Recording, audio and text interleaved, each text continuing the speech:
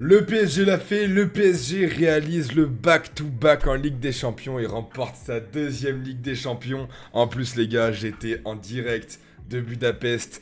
Quel match exceptionnel, j'ai vraiment stressé jusqu'au bout. Le pire scénario qui démarre pour Paris, ouverture du score de Kai Havertz à la 6ème minute, c'était vraiment le scénario que je me disais que je veux pas que ça arrive. Parce qu'on sait qu'Arsenal c'est une équipe qui joue énormément bas. Je me suis dit s'ils marquent le premier, ils vont jouer bloc bas tout le long. Et alors pour en mettre un, ça va être hyper compliqué. Assez content d'avoir pu réaliser le back-to-back. Le deuxième club à réaliser du football moderne après le Real Madrid. Franchement ça fait énormément plaisir. Je sais pas ce que toi t'en as pensé de la télé du coup. Alors, je reste tout à fait d'accord avec toi sur ce que tu dis. Le scénario était pas évident parce que Arsenal ouvre le score sur un compte favorable qui est un peu, voilà, imprévisible, malgré une très belle finition de Kai Havertz, 1-0. Et à partir de ce moment-là, c'est vrai que Arsenal a cassé le jeu, ils ont refusé de jouer. En première mi-temps, notamment du côté de Paris, ça proposait pas grand-chose au niveau de la créativité. Et en seconde mi-temps, on est un peu reparti sur la même chose. Heureusement pour Paris que voilà, il y a ce penalty, il y a cette provocation de Vara qui fait bouger un peu les choses et qui offre le penalty à Ousmane Dembélé. Belle finition d'Ousmane. Ils reviennent à un partout. Et après, on se rendort un peu pendant jusqu'à la 120e.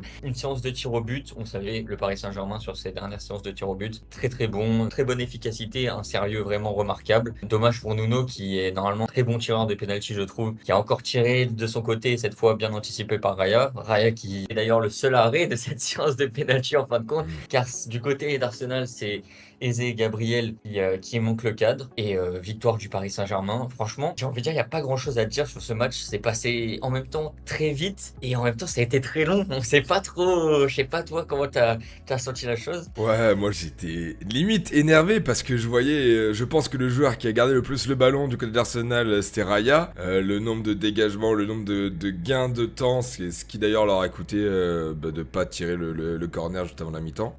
Pour vraiment faire perdre du temps et casser le jeu, ça m'a énervé. J'étais là, je dis putain, on va jamais réussir à marquer. Paris qui font 40 000 passes devant la surface sans jamais un qui tire. J'ai dit putain, mais est-ce qu'il y en a qui va tirer, il y en a qui va le faire? Et non, franchement, le stress c'était vraiment du début à la fin. Et alors, je vous dis pas ma réaction en séance de penalty quand je vois que le penalty décisif est laissé à Lucas Beraldo. J'ai confiance en mes joueurs, mais quand j'ai vu ça, j'avais envie de fermer les yeux, j'avais pas envie de regarder. Mais voilà, le PSG le fait. Franchement, je suis hyper heureux en plus d'avoir vécu ça au stade à Budapest. C'est une expérience exceptionnelle. Ouais, l'anti-jeu d'Arsenal qui leur a coûté, moi je trouve, en seconde période. Il leur a coûté notamment auprès de l'arbitre, parce que c'est vrai que ça a commencé à agacer un peu l'arbitre du match qui a été du coup un peu plus clément dans le sens du Paris Mm. Saint-Germain et dans la volonté de faire jouer vite, ce qui est une bonne chose aussi hein, pour le spectacle, parce que c'est vrai que là, quand on voit comment Arsenal terminait la première mi-temps, moi j'imaginais si Paris ne marquait pas avant la 70e, pour moi c'était terminé.